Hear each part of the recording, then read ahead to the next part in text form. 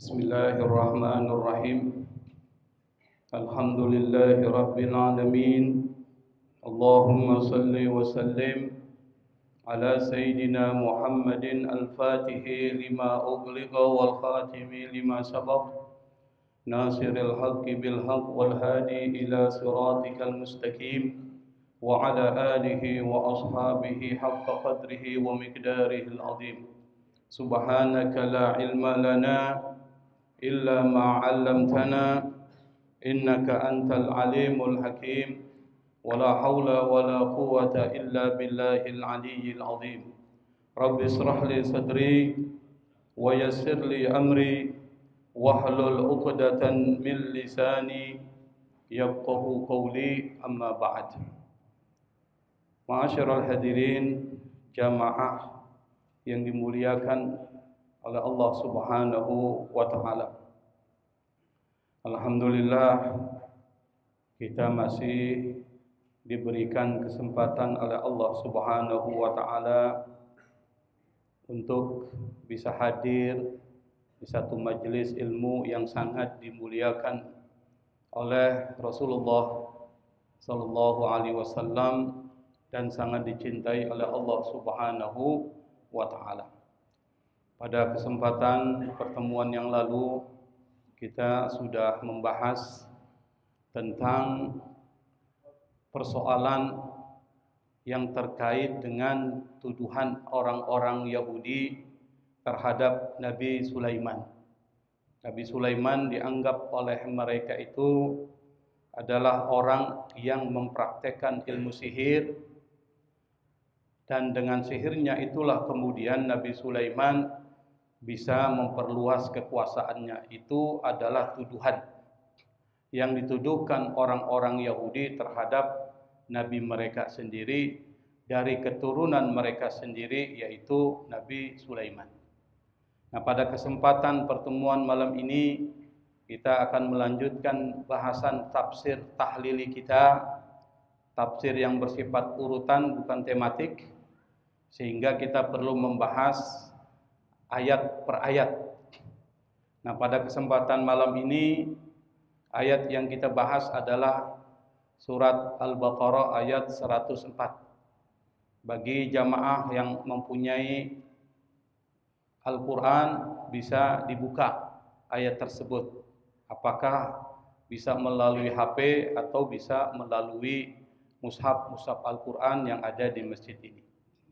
Dalam surat Al-Baqarah ayat 104, Allah Subhanahu wa taala berfirman, A'udzu billahi minasy syaithanir rajim.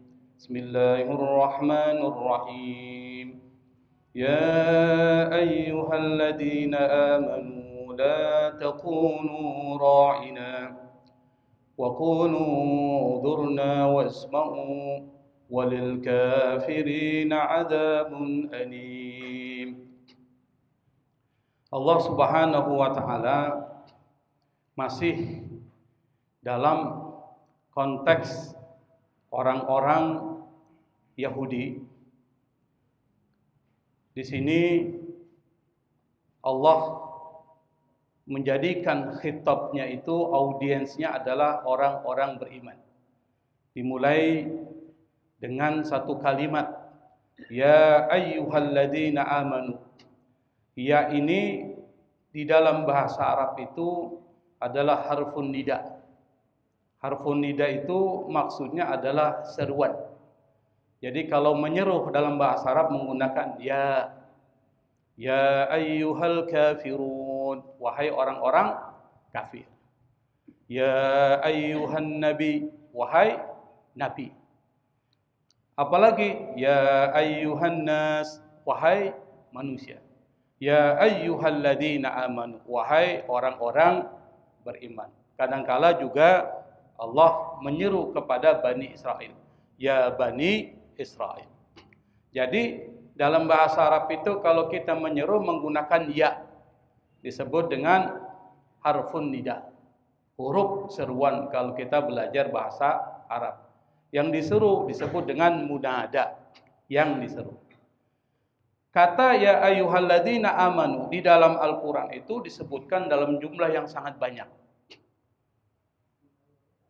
yaitu sebanyak 89 kali. Ketika Allah menyebutkan dalam jumlah yang begitu banyak, berarti di sini ada satu pesan. Ada satu perhatian khusus. Anda bayangkan 89 kali disebutkan di dalam Al-Quran. Dan itu tersebar di banyak surat di dalam Al-Quran. Dan biasanya kalau disebutkan dengan ya ayyuhalladzina amanu, itu biasa diikuti dengan perintah, diikuti dengan larangan, diikuti dengan nasihat. Maka menggunakan ya ayyuhalladzina amanu itu menarik perhatian orang beriman. Panggil ya ayyuhalladzina amanu, wahai orang-orang, pas dipanggil kan langsung nengok tuh. Lalu kemudian memusatkan perhatian. Sama kalau kita manggil orang, ya Ahmad. Jangan mat. Jangan. Pakai ya Ahmad. Dia udah mulai. Apa yang mau dia sampaikan? Oh gitu. Ya ayyuhalladzina amanu, apa yang Allah ingin sampaikan? Maka kita pasang telinga kita. Pusatkan konsentrasi kita. Akal pikiran kita. Kenapa? Karena pada saat ketika Allah menggunakan kalimat ya ayyuhalladzina amanu, di situ biasanya diikuti dengan perintah, diikuti dengan larangan, diikuti dengan nasihat atau petunjuk yang berkaitan dengan keimanan dan amal soleh. Satu tuh. Makanya kalau kita lihat ayat-ayat yang dimulai dengan ya ayyuhalladzina amanu, itu biasanya ada perintah situ. Apa contohnya, Pak? Ya ayyuhalladzina amanu kutiba alaikumusiyam. Wahai orang beriman, diwajibkan kepada kalian apa? Berpuasa. Berarti ada perintah di situ. Nah, di dalam Al-Qur'an juga Allah Subhanahu wa taala ketika menggunakan ya ayyuhalladzina amanu ini menggunakan kata ya dan seruan alladzina amanu itu menunjukkan bahwa pesan yang disampaikan oleh Allah Subhanahu wa taala itu sangat penting. Satu. Yang kedua, harus diperhatikan. Yang ketiga, harus dilaksanakan. Kenapa? Karena ini menegaskan hubungan antara Allah yang menyeru dengan kita yang diseru. Kalau saya menyeru Bapak, kira-kira dekat nggak tuh, Pak? Saya seru Bapak nih, ya Ahmad, dekat nggak tuh? Dekat tuh, karena langsung berkomunikasi. Jadi Allah ngajak komunikasi kita. Berarti Anda dekat dengan Allah. Menegaskan hubungan langsung antara Allah dengan Anda, dengan orang-orang beriman. Nah, karenanya itu maka disebutkan oleh Allah dalam Al-Quran sebanyak 89 kali. Yang kedua, kalimat yang sering digunakan Allah di dalam Al-Quran ketika menyeru itu adalah ya ayyuhan nas, wahai manusia. Dan biasanya ya ayyuhan nas ini bersifat umum. Ya ayyuhan nas ini biasanya turun pada periode Mekah. Jadi pada periode Mekah itu biasanya Allah menggunakan khitab audiensnya itu adalah manusia keseluruhan. Bukan cuma orang beriman, bahkan orang tidak beriman masuk di situ. Orang kafir pun masuk. Ya ayyuhan nas inna khalaqnakum min dzakarin wa unsa. Misalnya, wahai manusia, kami menciptakan manusia itu min dzakarin wa unsa, dari laki-laki dan perempuan. Berarti berlaku untuk semua. Dan itu disebutkan 20 kali dalam Al-Quran. 20 kali. Kalau ya ayyuhalladzina amanu itu biasanya turun di Madinah. Kenapa? Karena ayat ini berbicara tentang persoalan aturan-aturan. Perintah dan larangan. Kalau bicara tentang aturan-aturan hukum itu turunnya di Madinah. Kalau bicara tentang persoalan tauhid, keimanan, keyakinan, surga dan neraka turun di Mekah. Kenapa? Karena pada periode Mekah itu periode memperkuat keyakinan dulu selama 12 tahun. Kenapa keyakinan yang perlu diperkuat? Karena kalau orang yakin, pasti perintah-perintah Allah dijalankan tuh. Bapak yakin nih, saya yakin ini, saya akan dapat lotre nih. Misalnya kan, 200 juta. Yakin Bapak? Kira-kira Bapak pasang lotre enggak? Pasang enggak Pak? Pasang, yakin akan keluar itu. Kan dulu zaman SD SB. Siapa yang udah lahir? SD SB. Yang ketawa nih yang suka masak nih. Kelihatan ini. Itu kan macam-macam, orang gila ditanya. Dia apa aja dia cari itu inspirasi itu. Dan dia yakin ini benar ini. Apa yang dilakukan? Saya pasang nih. Tuh. Jadi keyakinan memotivasi perbuatan. Maka pada saat ketika berada di periode Mekah, itu ayat-ayat yang turun itu berisi tentang iman. Kalau berisi tentang iman, keyakinan kepada Allah, maka di situ turun juga tuh keyakinan kepada para malaikat, keyakinan kepada hari akhir, keyakinan kepada surga dan neraka. Makanya karena ini bersifat keyakinan, ayat-ayatnya harus pendek. Tidak boleh bersayap. Sesuatu yang bersifat tegas harus pendek. To the point. Kalau bahasa kita to the point. Apa? Singkat, padat, akurat. Makanya ayat-ayat yang turun di Mekah itu biasanya surat-surat pendek, juz amma. Juz amma itu. Contohnya apa? Ketika bicara tentang tauhid, tegas tuh. Qul huwallahu ahad. Allahus samad. Lam yalid wa lam yulad wa lam yakul lahu kufuwan ahad. Tegas.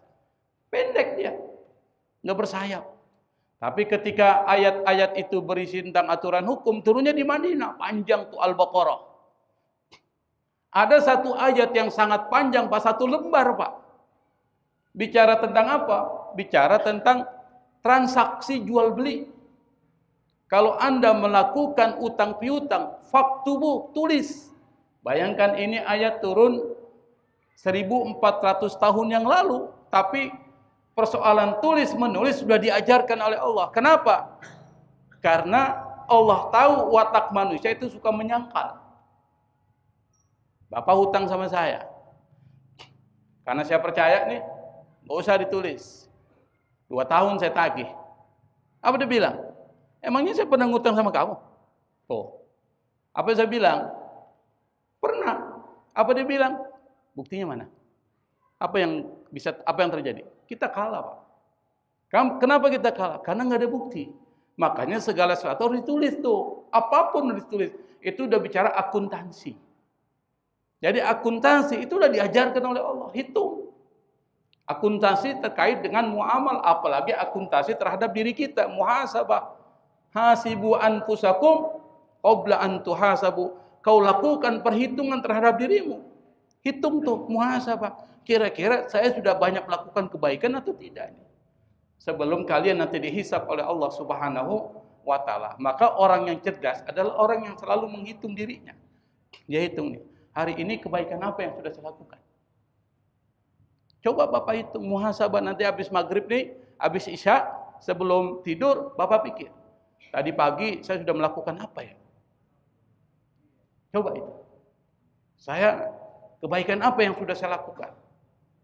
Sudahkah saya bersedekah? Sudahkah saya membantu orang? Sudahkah saya meringankan beban orang? Itu. Kalau ternyata tidak, besok saya harus lakukan, bikin program. Begitu caranya, Pak. Jangan hidup seperti air mengalir. Jangan. Kita harus atur hidup kita, segala sesuatu mengarah kepada kebaikan. Orang mau ngomong apa nggak usah dipikirin. Yang penting lurus kita pada kebaikan. Nah, yang ketiga, Allah gunakan ya bani Adam, wahai anak cucu Adam. Itu disebutkan 5 kali dalam Al-Quran. Kalau ya ayuhan nas umum 20 kali. Ya bani Adam khusus untuk anak cucu Adam itu disebutkan oleh Allah Subhanahu wa ta'ala dalam Al-Quran sebanyak 5 kali. Nah, karena ini dimulai dengan ya ayyuhalladzina amanu, orang-orang yang beriman, maka setelah itu harus ada yang disebut dengan pesan Allah apa? Apa pesan Allah? La taqulu ra'ina. La artinya jangan. Taqulu, kalian mengatakan apa? Ra'ina. Apa itu ra'ina? Di dalam bahasa Arab kata ra'ina enggak bermasalah. Ra'ina itu diambil dari kata ro'a. Ro'a itu artinya jaga, menjaga. Ro'a. Mura'at itu memelihara, menjaga, itu mura'at. Kalau dibilang ra'ina, peliharalah kami, jagalah kami. Kira-kira negatif nggak tuh? Kalimat itu negatif nggak tuh, Pak? Tidak negatif. Tapi Allah Subhanahu wa ta'ala berkata, la taqulu ra'ina, janganlah kalian mengatakan ra'ina.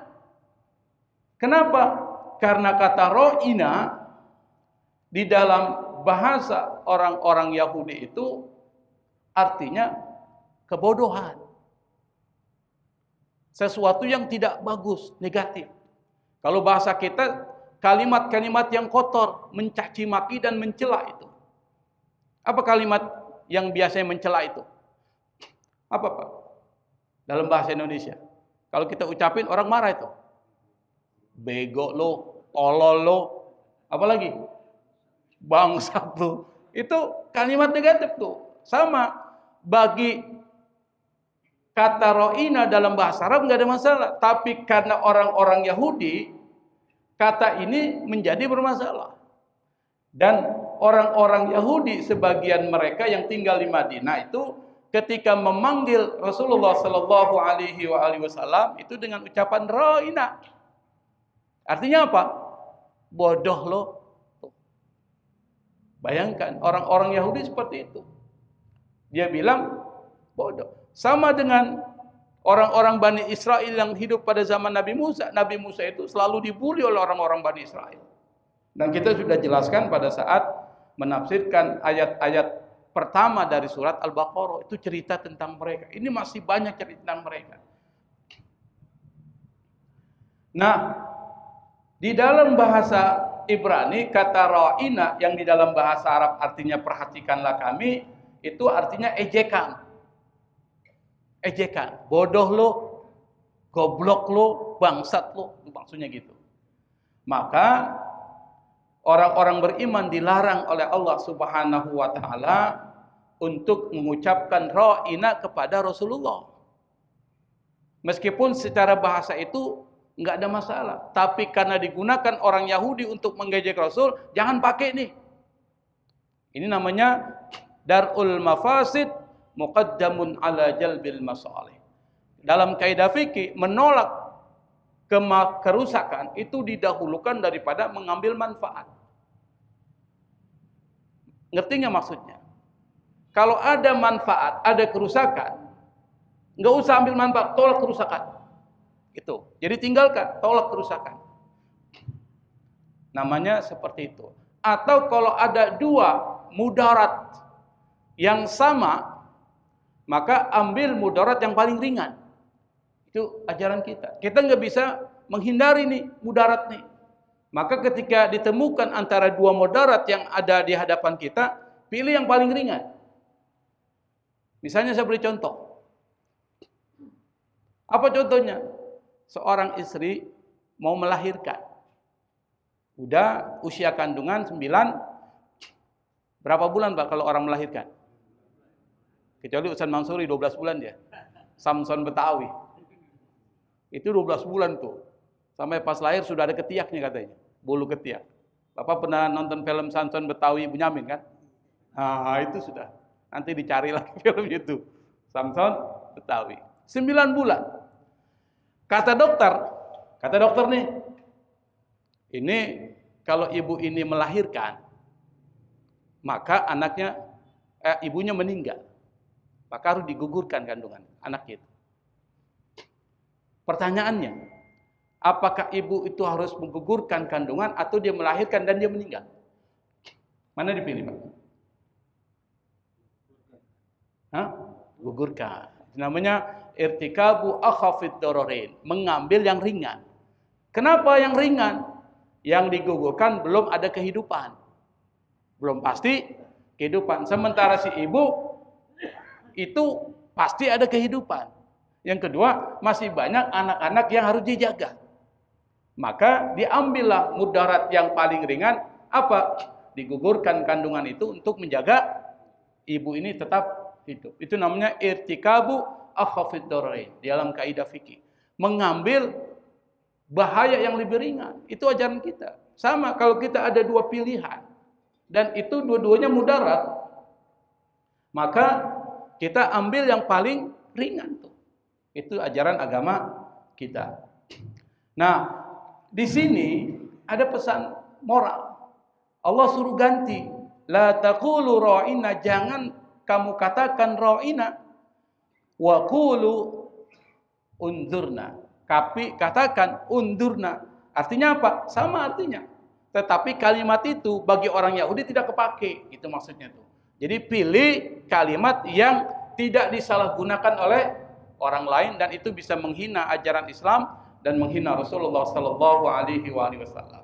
Nah, kalau kita lihat ayat ini ada pesan moral yang ingin disampaikan. Yang ini fikihnya. Apa fikihnya? Yang pertama, hindari kosakata yang berpotensi disalahartikan.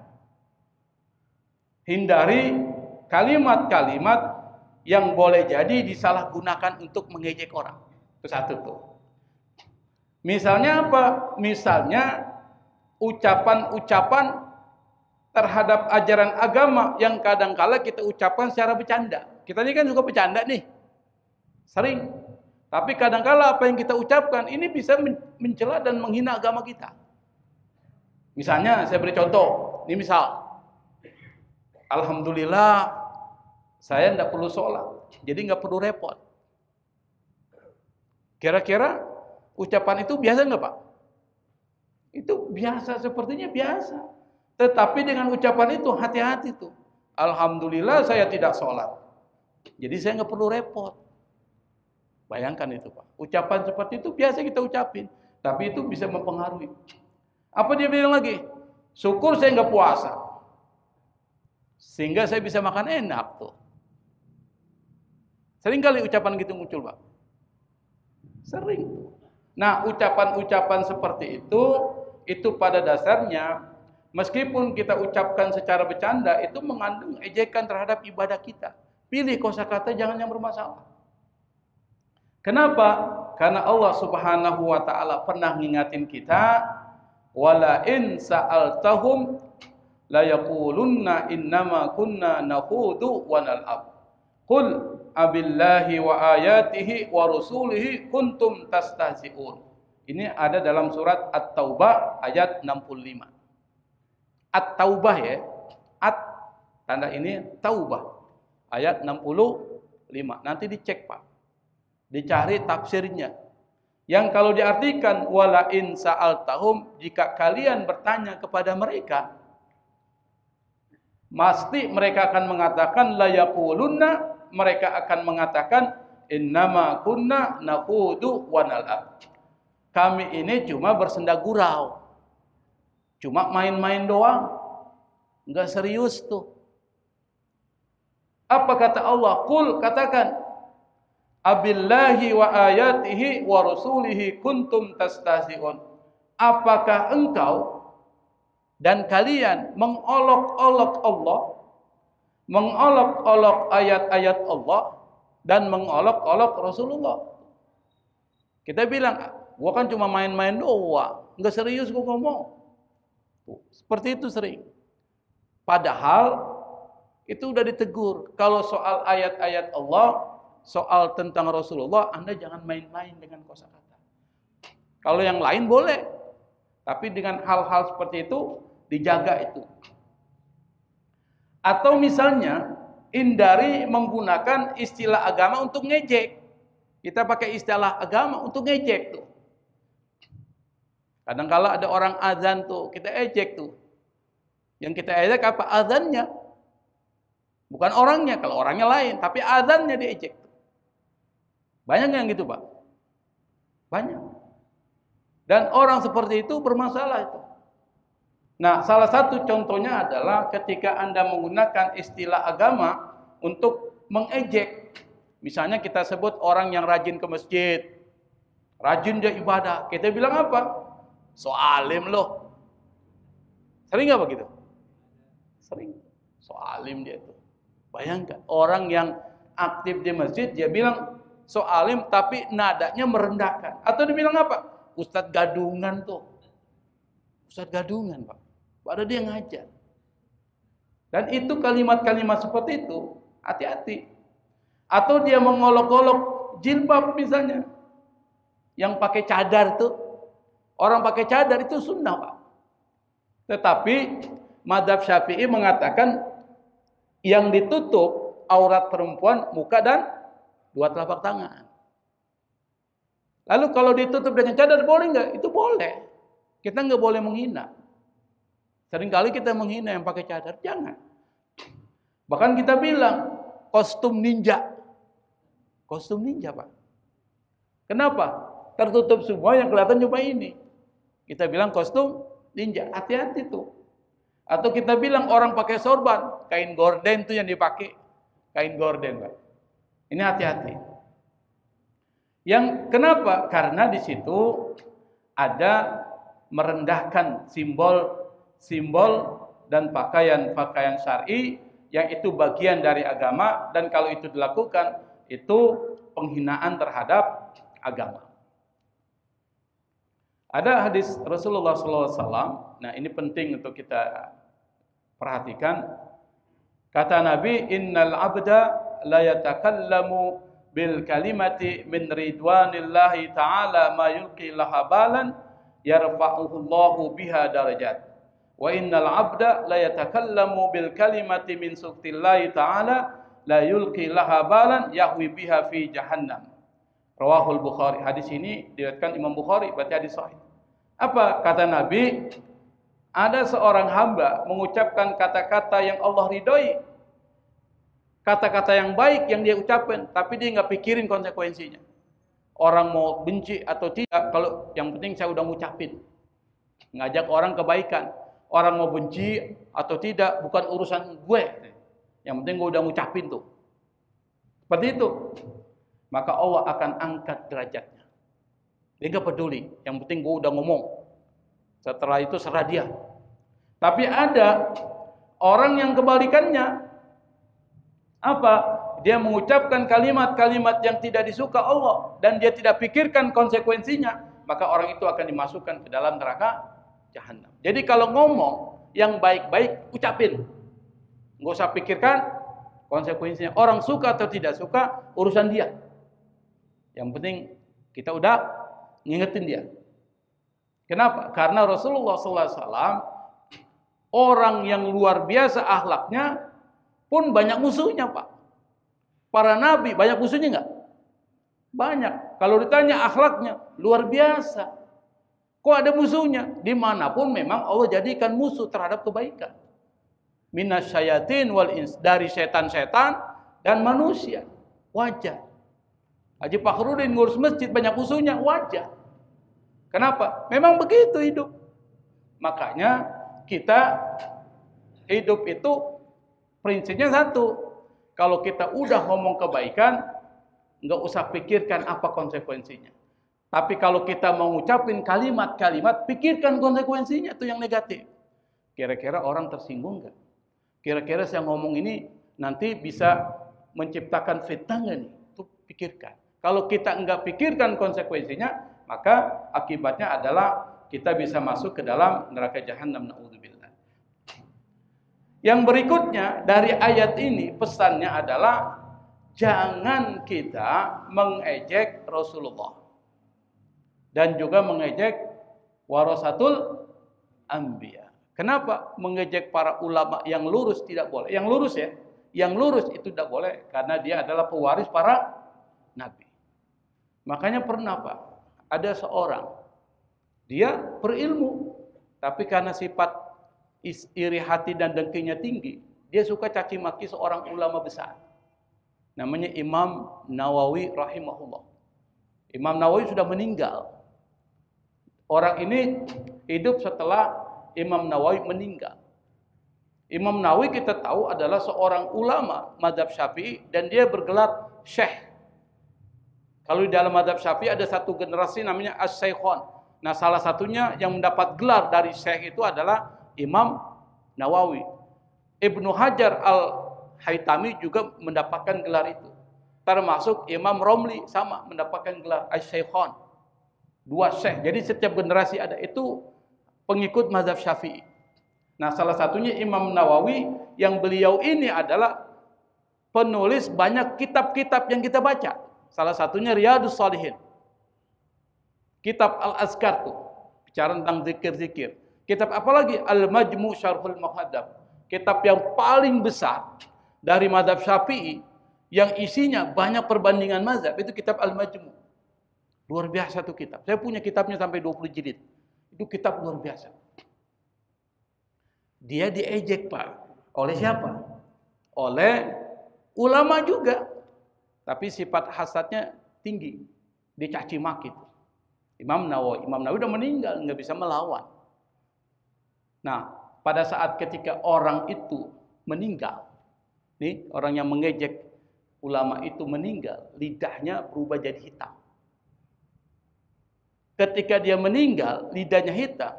Itu lidahnya dimakan oleh binatang, Pak. Langsung direbutin oleh binatang. Orang-orang yang lihat kaget. Jangan-jangan orang ini ketulah. Karena ucapannya suka mencela dan mencaci maki Imam Nawawi. Hati-hati. Kenapa? Karena darahnya para ulama itu adalah beracun. Kalau kita menghina para ulama, itu hati-hati. Itu maksudnya seperti itu. Nah, ketika kita mengejek Nabi, hati-hati tuh. Atau mengejek Al-Quran. Atau mengejek aturan-aturan atau syariat-syariat dari Al-Quran, hati-hati. Misalnya saya beri contoh. Kita mengolok-ngolok larangan riba misalnya. Riba itu kan haram. Apa kita bilang? Zaman sekarang mana mungkin hidup tanpa riba. Itu. Kita ngucapin begitu, hati-hati, Pak. Atau kita bilang, yang haram aja susah, apalagi yang halal. Sering nggak kita ngucapin, Pak? Sering. Yang haram aja susah, apalagi yang halal. Hati-hati. Padahal kita diajarkan apa? Cari yang halal, hindari yang haram. Nah, kalimat-kalimat itu hindari itu. Atau misalnya kita bilang pakai hukum waris itu udah nggak modern lagi sekarang. Bayangkan. Hukum waris itu Allah ciptakan. Soal dipakai atau tidak urusan belakangan. Tapi jangan ngomong gitu. Jangan ngomong seperti itu. Anda mau pakai waris, silakan pakai. Tidak, nggak masalah. Kenapa? Karena ada yang mengatakan itu bisa saling keridoan. Saling ridho nggak ada masalah. Tetapi kalau seandainya tidak ada saling ridho, pakai hukum waris. Bagi dengan hukum waris. Ada yang mengatakan demikian, ada yang mengatakan harus hukum waris dibagi. Jadi ada dua pemahaman seperti itu. Nah, dari ayat ini ingin disampaikan, Anda kalau mengatakan kalimat, cari kosakata yang tidak menghinakan, mengejek ajaran-ajaran agama kita. Wa qul undurna wasma'u, kata Allah, katakan wahai orang-orang beriman, kalimat undurna wasma'u. Perhatikan kami dan dengarkan. Walil kafirina adzabun alim. Dan orang-orang kafir itu mendapatkan azab yang pedih dari Allah Subhanahu wa taala. Jadi orang-orang yang kafir yang suka mengatakan dan mengejek Rasulullah itu nanti di akhirat dapat azab alim. Kita bedakan, Pak. Azab buat orang kafir dan azab buat orang beriman. Kan orang beriman ketika meninggal ada yang disiksa dulu di neraka. Nanti dikeluarkan baru dimasukkan ke dalam surga. Kalau orang-orang kafir, dia ada di neraka selamanya di sana. Apa bedanya azabnya? Kalau azab buat orang-orang kafir, orang-orang munafik, orang musyrik, azabnya itu menghinakan dia. Azabnya itu menghinakan dia, maka menggunakan adzabun alim atau adzabum muhin. Azab yang pedih, yang kedua azab yang menghinakan dia.